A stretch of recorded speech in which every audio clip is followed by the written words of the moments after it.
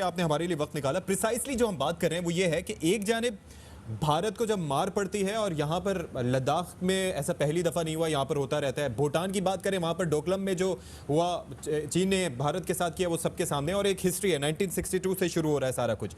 लेकिन पाकिस्तान को जब कहीं पर कुछ नहीं निकलती कसर तो फिर पाकिस्तान का नाम लिया जाता है। मीडिया के सहारे आर्मी चीफ का बयान था, उसको ट्विस्ट करके पेश किया गया और वहां पर भी सियासत करने की कोशिश की जा रही है, हालांकि उसमें भी भारत नाकाम रहा। देखिए, बात यह है कि हकीकतन तो इस वक्त बात होनी चाहिए थी लद्दाख के अंदर, लद्दाख में जो कुछ हो रहा है, सिक्किम में चाइनीज आ गए हुए हैं, ठीक है, लेकिन उस पर तो सांप सूंघा है। अब भारत का मसला ये है कि इन्होंने जब से मोदी आया है, इन्होंने झूठ बोल बोल के अपने अवाम को बेवकूफ बनाया और उसी पे सियासत की, उसी पे मोदी ने अपनी पॉपुलैरिटी बनाई, उसी पे इलेक्शन जीता। ये अपने अवाम की दुखती रग को समझ गए और उसी को ये हर वक्त छेड़ते रहते हैं। नतीजा ये कि जब सर्जिकल स्ट्राइक नहीं की तो उनको झूठ बोल के कि जी सर्जिकल स्ट्राइक की तो अपना वाह वहां से हासिल की। इसी तरह कह दिया कि जनाब हम जाके बालाकोट में 300 लोग मार आए हैं, आपने देखा कैसा बड़ा झूठ बोला और जनाब मोदी साहब इलेक्शन जीत गए। अब क्या करें, क्या बताएं कि वहां पे चाइना ने इनके साथ क्या किया है। तो नतीजा ये कि फिर पाकिस्तान वाला किस्सा खोल के बैठ जाते हैं। हालांकि वहां पे चीफ ऑफ आर्मी स्टाफ ने बड़े अपने जवानों की तारीफ की कि आप तैयार हैं, उनके जज्बे की तारीफ की और भारत को एक स्ट्रॉन्ग मैसेज दिया कि जनाब हम आपकी बालादस्ती किसी भी सूरत कबूल नहीं करेंगे और ये कश्मीर में जो कुछ आपने की हमें कबूल नहीं है, हम इसको इस चीज को अंडू करेंगे। अब ये वो चीजें हैं जो कि अपने अवाम को तो वो नहीं बताना चाहेंगे, बिल्कुल, और ये झूठ का सहारा दे के वो लद्दाख की कहानी इधर, और आप देखेंगे कि कुछ अर्से के बाद ये इस बारे में भी एक नई झूठी कहानी घड़ लेंगे और अपने अवाम को मुतमईन करेंगे कि जनाब हमने चीन को ये कह दिया वो कह दिया और लद्दाख का इलाका ये अब छुड़ा नहीं सकेंगे। असल वजह ये है कि ये यकतरफा जो कदम इन्होंने उठाए थे, जो इन्होंने कब्जा किया था, यूनियन टेरिटरीज बनाई थी, उस वक्त भी चाइना ने एहतजाज किया था, ठीक है, ये नहीं इन्होंने माना और उस वक्त अपने मुंह जोर रहे और इसी तरह आगे बढ़ गए। आज चाइना ने यकतरफा कदम उठा के इनको सबक दे दिया। अब ना ये सहल है कि जाके यूनाइटेड नेशन में ये जाके रोना रोएं, क्योंकि यूनाइटेड नेशन को तो खुद हमने पामाल किया। वो जो यूनाइटेड नेशन की जो करारदादें थी जिनके तहत इन्होंने यहाँ पे प्लेबिसाइड कराना था, वो तो इन्होंने खुद यकतरफा एक तौर पे खत्म कर दी। अब चाइना यकतरफा कदम कर रहा है तो आप देखेंगे कि इनको हकीकतन ये शोर मचाया ही नहीं इसी वजह से इन्होंने कि ये इनके पास कहने को है कुछ नहीं। ये एक एक्सटेंशनिस्ट पावर और चाइना ने देख लिया कि ये हर तरफ अपने पांव फैला रहे हैं। नेपाल के इलाके पे भी कब्जा, सिक्किम कब्जा, इधर लद्दाख में पांव फैलाए हुए हैं, कश्मीर के ऊपर भी है, और फिर रोज आए दिन चाइना को धमकी दे देते हैं कि जनाब आप हमारी सॉवरेनिटी वायलेट कर रहे हैं, ये सी पैक बंद करें, यहाँ पे डैम क्यों बना रहे हैं। और ये वो इलाका जो ईस्टर्न लद्दाख का है, ये कराकोरम हाईवे के करीब पड़ता है। चाइना ये अच्छा, प्रिसाइसली एक चीज बड़ी इंपॉर्टेंट है जनरल एजाज अवान साहब, नहीं कर सकता। जनरल साहब बड़ी इन्वेस्टमेंट चाइना कर रहा है सी पैक के ऊपर, बिल्कुल, और वो इन्वेस्टमेंट जो है वो भारत के रहमो करम पे छोड़ दे, ये कैसे हो सकता है? ऐसा नहीं हो सकता। ठीक है जनरल एजाज अवान साहब, इसी पहलू पर मैं भी आपसे बात करना चाह रहा हूं कि ये जिस जगह भारत अपना इन्फ्लुएंस बढ़ाने की कोशिश कर रहा है वो सिल्क रोड से सिर्फ 8 किलोमीटर के फासले पर है, and that is very concerning. जाहिर है कि सी पैक का सारा सेटअप वहां से जाता है और वो आपको पता है कि शायरा करम हमारे लिए कितनी अहमियत रखती है। तो इसके ऊपर ऑब्वियसली ना सिर्फ ये कि चाइना का कंसर्न है बल्कि पाकिस्तान का भी कंसर्न इस पर होना चाहिए और जायज बनता है। जी यकीनन, देखिए इस पे पाकिस्तान का कंसर्न है और पाकिस्तान इस पर रिस्पॉन्ड भी करेगा। चाइना और पाकिस्तान का ये स्ट्रेटेजिक इंटरेस्ट है जो शारा रेशम है। अब जो पाकिस्तान आर्मी चीफ की स्टेटमेंट को मिसकोट करके, मिसकंस्ट्रू करके वो पेश करने की कोशिश कर रहे हैं, ये इनका हमेशा से कोशिश रही है कि एक पाकिस्तान आर्मी को डिस्क्रेडिट किया जाए खुद लोगों की नजरों में, और एक जो कश्मीर के अंदर जो लोग हैं जो इस वक्त एलानिया अपने शहदा को पाकिस्तान के झंडों में दफना रहे हैं, उनको डिमोरलाइज करने के लिए ये उनको एक फॉल्स मैसेज देना चाहते हैं कि पाकिस्तान आर्मी को आपसे कोई दिलचस्पी नहीं है।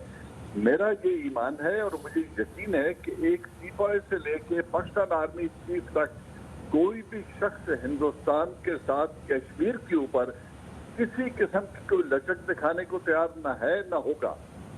और ये जो स्ट्रेटेजिक इशू है, सी पैक एक है, शारा रेशम 2 है, तो ये सियाचिन की एक्यूपेशन से लेके अब जो लद्दाख में ये बढ़ना चाहते हैं, ये यकीनन एक बड़े शह इनको मिली हुई है आजकल, उससे ये पाकिस्तान के साथ चाइना के स्ट्रेटेजिक रिलेशन को और इस स्ट्रेटेजिक इंटरेस्ट को हर्ट करने के लिए उस एरिया में मूव करना चाहती हैं।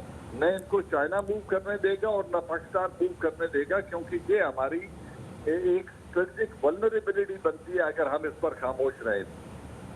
हारिस नवाज साहब, चाइना के हाथों भारत को सुक्की का सामना करना पड़ा और भारत उसके बाद भीगी बिल्ली बन गया, लेकिन उसके बाद खामोशी इख्तियार की गई और अब जो डाइवर्जन है वो पाकिस्तान की तरफ भारत की जानिब से की जा रही है। मीडिया के सहारे पाकिस्तान के खिलाफ हर्जा सराई शुरू कर दी गई है भारत की जानिब से।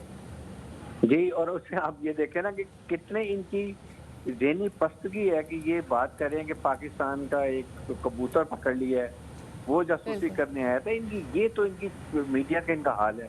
फिर जब देखा कि अब अवाम में बातें शुरू हो गई, उनके पॉलिटिशियन इनके खिलाफ बातें शुरू कर दी हैं कि चाइना भीगी बिल्ली बना हुआ है, चारों सन निश्चित हो गया है, वहाँ पर चाइनीज ने इनको धक्के दिए, इनके लोगों को अरेस्ट कर लिए, 20 किलोमीटर एरिया कवर कर लिया है। उसके ऊपर अब ये, क्योंकि अवाम ये कुछ कर सकते नहीं है, इनकी फौज तो अनट्रेंड है, कुछ भी नहीं कर सकती, तो इन्होंने अब ये जाके फिर कश्मीर की बात शुरू कर दी है, चाहे पाकिस्तान की बात कर रहे हैं, चाहे चीफ आर्मी साहब से पहले बात कर रहे हैं, और ये नहीं पता कि हमारी फौज तो बैटल हार्डन्ड है। आप हमारा मुकाबला नहीं करते तो चाइना का क्या करेंगे। और फिर ये फंस इसलिए गए हैं कि अमेरिका ने इनको मिस यूज कर लिया है इस तरीके से कि कश्मीर, वो चाह रहा था कि कश्मीर भी जो है वो इंडिया को ले आए, फिर लद्दाख में इंडिया को बिठा दिया है ताकि सी पैक हमारा किसी हालत में कामयाब ना हो सके। इसी वजह से चाइना मेरे ख्याल में बड़ी अच्छी स्ट्रेटेजिक मूव की है कि उन्होंने आपका राइट फ्लैंक हमारा सिक्योर कर दिया, सी पैक के रास्ते को सिक्योर कर दिया, KKH को सिक्योर कर दिया, और अब पाकिस्तान चाइना बहुत तेजी से सी पैक कंप्लीट करेंगे। और जो ये एक फर्स्ट इनिशिएटिव है जो बोल रहे इसका रोड का, बिल्कुल आपने सी पैक की बात की, और इस तरह से भारत को ये भी मालूम हो गया कि ये एरिया सिक्योर हैं, और चीन ने भारत को बता दिया कि आगे भी अगर ऐसी कोशिश करेगा तो इसी तरह की सुक्की का सामना करना पड़ेगा। जी बिल्कुल, ये this is the basic reason जिसकी वजह से अब इनको परेशानी हो गई है। और फिर आपने सुना, पेंटागन ने 4-5 दिन पहले ही कहा है कि हम चाइना को डिफीट नहीं कर सकते, इसलिए अब मेरे ख्याल में इंडिया को उन्होंने फंसा दिया है। इंडिया को दोनों तरफ से मार पड़ेगी, इधर कश्मीरी मारेंगे, उधर चाइना मारेंगे। पाकिस्तान ने लाइन ऑफ कंट्रोल को बड़ी अच्छी से डोमिनेट किया हुआ है। अब ये समझ नहीं आ रही है, और ये टच एंड डाइवर्ट करने के लिए इसलिए चीफ आर्मी साहब गए थे इंडिया को मैसेज देने के लिए यहाँ पर कश्मीर में कि डोंट डू एनी मिसएडवेंचर। आप कोई भी ऐसा ना करें जिसमें आपका 27 फरवरी का इंसिडेंट, वो आप ना भूलें, ना कभी भूलेंगे। अच्छा जनरल साहब, जनरल अमजद शेर साहब, ये ज़रा फरमाइएगा, ये जो अमेरिका फैक्टर है, जो पेंटागन फैक्टर है, वो आप किस साइड टिल्ट होता हुआ देख रहे हैं, कंसिडरिंग द फैक्ट कि सी पैक के हवाले से ऑलरेडी एलिस वेल्स साहब भी और इसके अलावा दीगर भी अपने कंसर्न शो कर चुके हैं, और ऑब्वियसली उनकी आंखों में भी ये खटकता है, प्लस भारत को हारपून मिसाइल फराहम करने के हवाले से पाकिस्तान अपने कंसर्न शो कर चुका है, लेकिन उसके बावजूद आई थिंक कि वो भी मामला आगे प्रोसीड होता हुआ दिखाई दे रहा है। इसमें पाकिस्तान अपने इंटरेस्ट को कैसे सेफ गार्ड करे, इस मामले को हाईलाइट करते हुए भी? देखिए, पाकिस्तान के लिए मामला निस्बतन सिंपल है। हमने हमेशा ये कहा है कि हम अक़वाम मुत्तहिदा की करारदादों का एहतराम करते हैं, और हम चाहते हैं कि ये तनाज़ा जो हैं उसकी रोशनी में हल हों। हरदर्मी तो भारत की तरफ से होती रही, अब फंसा है तो इस चक्कर में आगे भारत। हमारा स्टांस आज भी होगा कि कश्मीर एक मुतनाज़ा इलाका है, कश्मीरियों को हक़ खुद इरादियत मिलना चाहिए, और कश्मीरियों के ऊपर जुल्म बर्बरियत बंद करनी चाहिए। अच्छा, अब इसमें जो इम्पोर्टेंट चीज़ है, बहुत अहम चीज़ है, वो ये है कि कश्मीरी वहाँ पे एक जद्दोजहद कर रहे हैं और उन्होंने हथियार उठाया है। ठीक है, पाकिस्तान को मेहनत करनी होगी कि उस जद्दोजहद को जहाँ कश्मीरियों ने हाथ उठाया है या वेपन्स उठाए हैं, उसके लिए इंटरनेशनल हमायत हासिल करें। और वो हासिल करने का तरीका यही है कि दुनिया को कायल किया जाए कि पाकिस्तान यहाँ पे दहशतगर्दी नहीं करा रहा, बल्कि ये कश्मीरियों की जद्दोजहद है, और ये वो हक रखते हैं क्योंकि उनके ऊपर फौजकशी की गई है। यूनाइटेड नेशन की करारदादों के बावजूद भारत ने फौजकशी की हुई है, 10 लाख फौज उनके सर पे बिठाई है, उनकी जिंदगी तंग कर दी, उनके लोगों को मारा जा रहा है, कत्लो-गारत है। सर लेकिन मसला सारा यही है कि वो ट्रेड फैक्टर इतना स्ट्रांग है कि हम भी आवाज़ बुलंद करते रहे, और अब ये है कि ये चीज़ें हाईलाइट भी हुई खासी हद तक, लेकिन वो एक वाज़े आवाज़, ये लॉकडाउन का जो सिलसिला वहाँ पर कश्मीर में एक अरसे से जारी रहा, अब तकरीबन 8-9 महीने हो गए हैं कि वो उसी तरीके से जारी और सारी, और किसी मुल्क ने, किसी बड़ी ताकत ने वाज़े तौर पर उसके खिलाफ आवाज़ बुलंद नहीं की। तो what should be done more? आपने काम किया, हमें तो अपने गिरेबान में झांकना चाहिए कि हमने क्या एफर्ट की, क्या हमने कोशिश की, हम अपने गिरेबान में झांकें। हमने तो ये तक नहीं कहा कि जनाब भारत ने पुलवामा के बाद हमारे पुलवामा के बाद उन्होंने बालाकोट पे हमला किया। 70 साल के बाद पूरी दुनिया ने कहा जी 70 साल के बाद पहली दफा इंटरनेशनल बॉर्डर क्रॉस हुए।